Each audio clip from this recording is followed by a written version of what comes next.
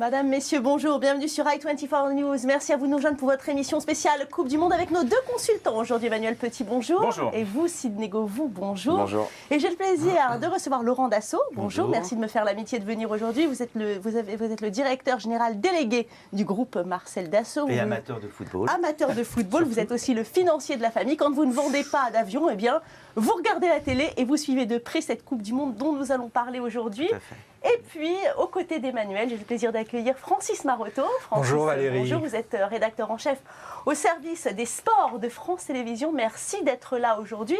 Nous avons, messieurs, un programme très chargé puisque nous allons revenir sur le succès du Brésil, du Mexique et des Pays-Bas. Et puis, la grosse affiche, aujourd'hui, vous le savez, c'est Italie-Uruguay. Nous en parlerons aujourd'hui. Alors surtout, restez avec nous. Je vous propose d'ouvrir cette émission par Brésil-Cameroun.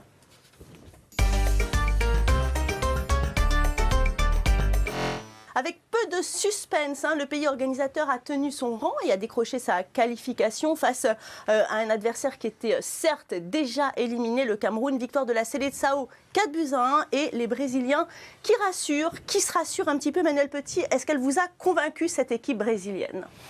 Surtout Neymar m'a convaincu, oui. Encore une fois, on s'aperçoit qu'avec l'immense pression sur cette équipe et notamment Neymar, on s'aperçoit qu'il répond toujours présent, donc une confirmation à ce niveau-là. Mais en même temps, c'est vrai que si à chaque fois l'étincelle ou la délivrance doit passer par Neymar, ça me laisse perplexe, dubitatif sur le collectif justement du Brésil. Et je mets aussi un bémol concernant le schéma tactique de Scolari. Je trouve qu'il devrait justement peut-être se remettre en question sur le choix des hommes et de son système. Ouais. Oui, justement, parce qu'on nous a annoncé que le point fort de cette Seleção, c'était la défense. Et pourtant, on avait un peu de fébrilité, Sidney Govou, hier soir. Assez fébrile, surtout sur les côtés, où Alves, en 1 contre 1, se fait souvent passer. Dans l'axe, c'était pas non plus très rassurant, mais en même temps, comme l'a dit Manu, une grande équipe doit avoir un grand joueur et doit répondre présent. Et Neymar, aujourd'hui, tient son équipe et grâce à lui, je pense que le Brésil ira loin. Laurent Dassault, cette Seleção finalement qui se qualifie sans trop de difficultés, un scénario adverse et ça aurait été un drame pour tout le pays.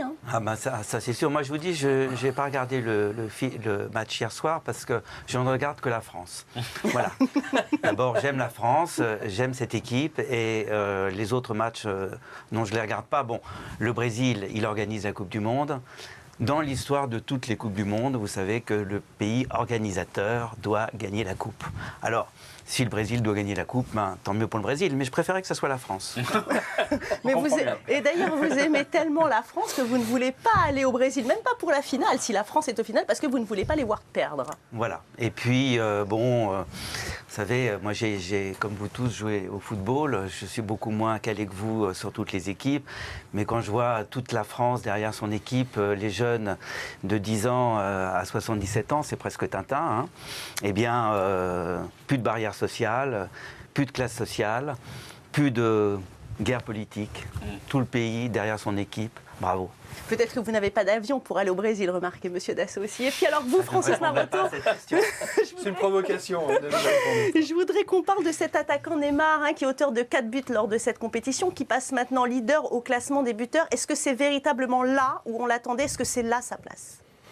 Alors, je pense que Emmanuel et Sidney seraient mieux placés pour parler de sa place. En revanche, dans l'histoire du football en règle générale, que ce soit le Brésil ou l'Argentine, chaque fois que ces équipes ont gagné, que ce soit en 62, il y avait Garrincha, en 58, il y avait Pelé, il y a toujours eu un joueur d'exception. Pelé également. En 70, en 86, l'Argentine de Maradona. Cette année, il y a Neymar. Alors, l'histoire nous apprend que jamais il ne faut oublier le passé et s'appuyer dessus tout en allant de l'avant. Mais il y a toujours eu un joueur d'exception. Et là, il y a un joueur d'exception. Oui, mais c'est vrai, mais il n'a pas été top quand même au Barça. Comment on peut expliquer que ce joueur-là, il est comme ça excellent, il est excellentissime en sélection? Et puis au Barça, ça a été quand même, c'est lent, ça a été lent pour lui de débuter. L'équipe ne joue pas pour lui au Barça. Il a besoin d'avoir un système où l'équipe joue pour lui. Il sent ses coéquipiers autour de lui qui se disent voilà, on va te mettre dans les meilleures conditions pour que tu nous fasses gagner les matchs. À Barcelone, c'est plus compliqué. Il y a Messi, il y a peut-être d'autres joueurs. Donc il est peut-être inhibé, il se lâche moins. Donc du coup, il est moins performant avec Barcelone. La lutte pour la deuxième place du groupe A a tourné à l'avantage du Mexique. Les Mexicains qui restent donc au Brésil, ils ont validé leur billet pour les huitièmes en battant la Croatie 3-1. Emmanuel, cette sélection du Mexique qui a mis du temps quand même à démarrer, c'est finalement sur le physique que ça s'est joué. On a senti des Mexicains plus frais en seconde période quand même. Oui, on a bénéficié aussi, à mon avis, d'une défaillance mentale des Croates après l'ouverture du score. J'ai trouvé aussi qu'il y avait le jeu des Croates s'est un peu dilué au fil du temps. Les lignes se sont étirées, ils étaient moins organisés, il y avait moins de cohérence justement, moins d'équilibre dans cette équipe. Ils ont su profiter comme de vrais opportunistes, les Mexicains. En même temps, le Mexique n'a pas encore perdu dans ce mondial, donc dans une poule quand même très relevée, donc ça montre aussi leur qualité. Laurent Dassault, vous pensez que l'expérience fait la différence dans une équipe ? Moi, je pense que, comme Francis l'a dit, il faut un dieu dans une équipe. On a Benzema, le Mexique a Ochoa, le gardien de but exceptionnel. Il y a eu Maradona, il y a eu Pelé, il y a eu Zidane. Enfin, c'est des dieux. Et ces dieux-là, ils entraînent l'équipe. Tout seuls, ils ne vont pas jouer tout seuls. Ils jouent avec les autres. Donc voilà, le Mexique a... Alors c'est vrai que c'est un vrai débat parce qu'on a toujours dit que c'est pas un joueur qui fait une équipe, Emmanuel Petit, c'est un collectif quand même. Exactement, parce qu'on peut être le plus grand joueur du monde, si vous n'avez pas le collectif autour, ça ne marchera jamais. On a vu des très grands joueurs se bouler les ailes. On voit Cristiano Ronaldo, c'est la meilleure interprestation à l'heure actuelle. Le Portugal, le collectif ne suit pas derrière. Cristiano Ronaldo, il est transparent. Alors on va regarder tout de suite le classement de ce groupe A avec 2 victoires et un match nul. Le Brésil qui termine donc premier de sa poule avec 7 points au compteur. Le Brésil qui se qualifie sans réellement convaincre quand même. Même bilan comptable pour le Mexique qui termine deuxième à la différence de but. Des Mexicains qui ont impressionné lors de cette phase de poule. En revanche, c'est terminé pour la Croatie et le Cameroun. On passe tout de suite au groupe B.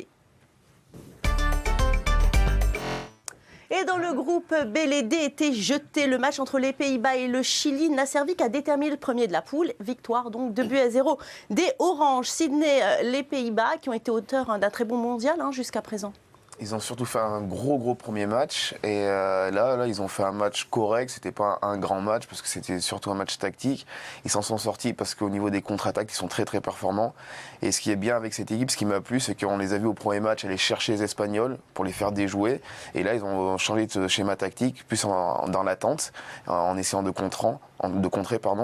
Donc du coup ça peut faire une équipe qui peut aller très loin parce qu'elle arrive si elle arrive à lier les deux, si elle arrive à s'adapter à son adversaire, selon l'adversaire, elle peut être très performante. Et puis des Néerlandais qui ont quand même, Emmanuel Petit, un atout de poids, Arjen Robben. Certains observateurs disent même que c'est le meilleur joueur de cette compétition. Qu'en pensez-vous ?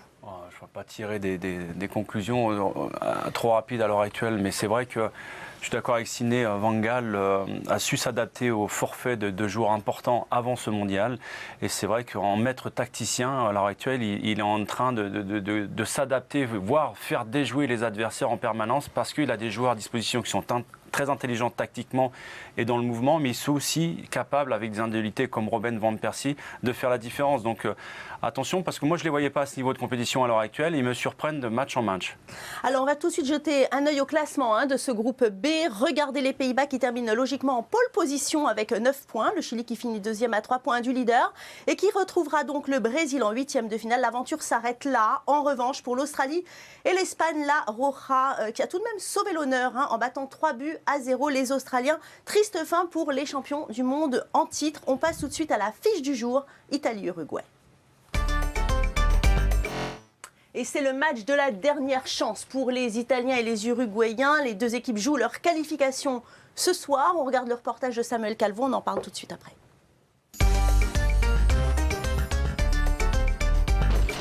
Alors qu'ils se présentaient comme les deux favoris du groupe de la mort, l'Italie et l'Uruguay vont jouer leur qualification à pile ou face dans l'enceinte de l'Estadio das Dunas à Natal.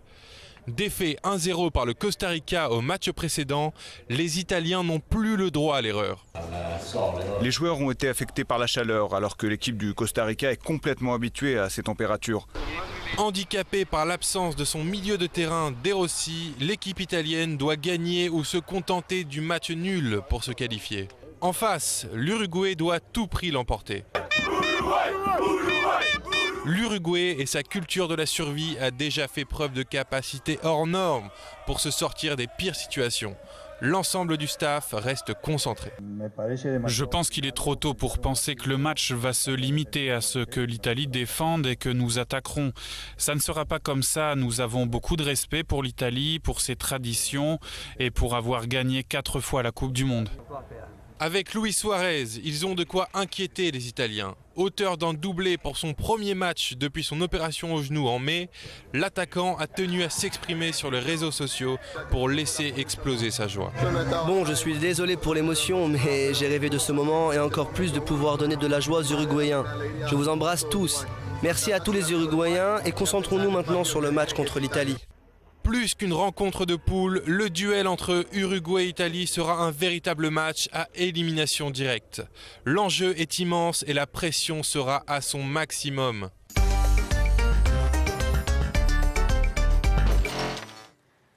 Manuel, quel match, hein? C'est un duel de titans entre 2 anciens champions du monde et pourtant les statistiques sont en faveur des Italiens. Oui, mais bon, l'Uruguay va jouer quasiment devant son public. Encore une fois, le match va avoir lieu à un horaire où les organismes, à mon avis, européens seront beaucoup plus sollicités que les Latins. Donc, méfiance quand même. Donc, est-ce que les Italiens vont basculer dans le catenaccio en sachant qu'un match nul les permettrait de se qualifier? Je ne pense pas, parce que si ils se cantonnent simplement à défendre face à Suarez, le pistoleros qui est de retour, ça risque de faire des étincelles quand même. Francis, une élimination des Italiens, ce serait un coup dur. On se rappelle que les Transalpins n'avaient pas réussi à sortir des phases de poule en 2010. Hein. Oui, c'est vrai, ce ne serait pas la première fois. Mais c'est vrai qu'à Luis Suarez, comme on disait tout à l'heure, il y a un joueur en plus et toute l'équipe autour. Et Luis Suarez a redonné une dynamique à cette équipe d'Uruguay qui en manquait depuis la mise en sommeil un peu de Diego Forlán. C'est lui qui a sauvé l'Uruguay. Hein, et là, il a sauvé l'Uruguay. 2 buts. Hein. Oui, c'est vrai qu'il a sauvé l'Uruguay, on peut le dire. Mais en plus, c'est un garçon qui est exceptionnel, mais qui est un filou. Et il faut toujours un petit peu de filouterie, de malice et de filouterie. Sinego, Luis Suarez, c'est lui l'équipe de l'Uruguay. Tout est sur ses épaules finalement. C'est certainement le meilleur attaquant au monde actuellement. Donc forcément, quand vous avez un attaquant comme ça dans votre équipe, vous vous en servez. Et lui est très très intelligent, comme vous l'avez dit, parce qu'il s'est un peu économisé, mais il a quand même réussi à marquer 2 buts parce qu'il sait que physiquement il n'est pas au point. Et s'il monte en puissance, ce qui peut être logique, je vois l'Uruguay se qualifier. Laurent Dassault, un match nul qui suffirait aux Italiens pour se qualifier, est-ce que vous pensez qu'ils peuvent le faire? C'est une pression terrible. Ils sont mis à rude épreuve ce soir. Hein. Oui, mais enfin, vous connaissez comme moi l'Italie, le peuple italien derrière son équipe. Ils vont aller chercher leur trip, ils vont se défoncer. Ça va être un match formidable, explosif et viva Italia. Ah oui, vous allez le regarder alors celui-là? Oui, parce que je suis latin, donc j'aime l'Italie. Alors entre la France et l'Italie, le cœur balance, Laurent Dassault? Si on avait une finale France-Italie, là j'irais peut-être au Brésil, oui. Allez, on va regarder justement le classement. L'Italie et l'Uruguay sont seconds ex-aequo avec 3 points derrière le Costa Rica qui caracole en tête de la poule après ses 2 victoires contre l'Italie et l'Uruguay. Quant à l'Angleterre, elle est déjà éliminée et comme l'Espagne hier soir, elle tentera de finir sur une bonne note face aux Costaricains, justement déjà qualifiés, mais pas certains de finir premier. On passe tout de suite au groupe C. Dernier match donc de ce groupe C, la Colombie, première et déjà qualifiée, affronte le Japon, troisième avec 1 point. Alors que de l'autre côté, la Côte d'Ivoire, seconde, se mesure à la Grèce pour le moment dernière. Sidney Govou, ces Colombiens ont gagné leurs 2 premiers matchs, mais ils ne sont pas encore certains de terminer premier. Ils ne sont pas certains, mais je pense qu'ils vont quand même se qualifier. Enfin, ils vont terminer premier. Maintenant, dans ce groupe-là, moi j'attends la Côte d'Ivoire. J'ai envie que cette génération ivoirienne arrive à passer ces poules pour la première fois de leur histoire. Et ça serait une belle récompense pour des mecs comme Drogba, qui méritent, comme Yaya Touré, qui méritent vraiment de passer, de prouver au niveau mondial qu'ils sont présents. Alors on a parlé de Suarez, on a parlé de ces joueurs un petit peu particuliers, ces joueurs stars. Finalement, Falcao n'a pas du tout manqué à sa sélection, Laurent Dassault. Oui, tout à fait. Mais vous savez, dans la Coupe du Monde, comme dans toute chose, il y a des équipes improbables. Hein. Dans l'histoire de la France, il y a le foot. Dans l'histoire de l'Italie, il y a le foot, on l'a dit. Bon, dans l'histoire du Japon et de la Corée du Sud, le foot, on ne peut pas dire que ça fasse partie de leur histoire, de leur culture. Bon, alors, si vous me demandez qui va gagner ce soir, la Colombie. Belle demi-finale, en tous les cas, en 2002 pour la Corée. Emmanuel Petit. Ouais, enfin. Je sais pas si les Coréens nous regardent, mais bon, je pense que les contrôles d'antidoping à cette époque, il y a on n'en est pas prescription vraiment. maintenant. C'est gratuit, Nous, ça. on les a joués 3 jours avant le début du mondial. Je peux vous dire qu'on n'a jamais eu un match aussi compliqué pour un match amical à gérer que contre les Coréens en 2002. Donc, ils couraient partout, ils sautaient partout, on se demandait ce qu'ils avaient, quoi. Ouais, ils avaient dû boire un peu trop, quoi. C'est ça. Voilà. No comment. Alors, Francis Maroto, 3 prétendants pour la 2e place, le Japon, la Côte d'Ivoire et la Grèce. Alors, les Grecs sont des joueurs très malins. Les Japonais sont des joueurs très vifs et les Ivoiriens ont également beaucoup de talent. Moi, je pencherais un petit peu quand même pour la Côte d'Ivoire parce qu'on connaît bien ces joueurs. Je voulais juste revenir tout à l'heure, n'oublions pas aussi sur l'Italie avec Balotelli, joueur exceptionnel. Voilà, juste cet aparté. Mais pour en revenir à ce match, je verrais bien effectivement la Côte d'Ivoire. C'est un peu le cœur qui parle, mais voilà. Eh bien, messieurs, merci. C'est la fin de cette émission. Merci d'avoir été avec moi tout au long de cette édition spéciale Coupe du Monde. Restez avec nous, surtout sur i24 News, car l'info continue. Merci à vous de nous regarder nombreux. N'hésitez pas à utiliser notre site internet i24news.tv. Si vous voulez nous revoir en replay, à demain, même heure, même chaîne, pour encore plus d'aventures de foot.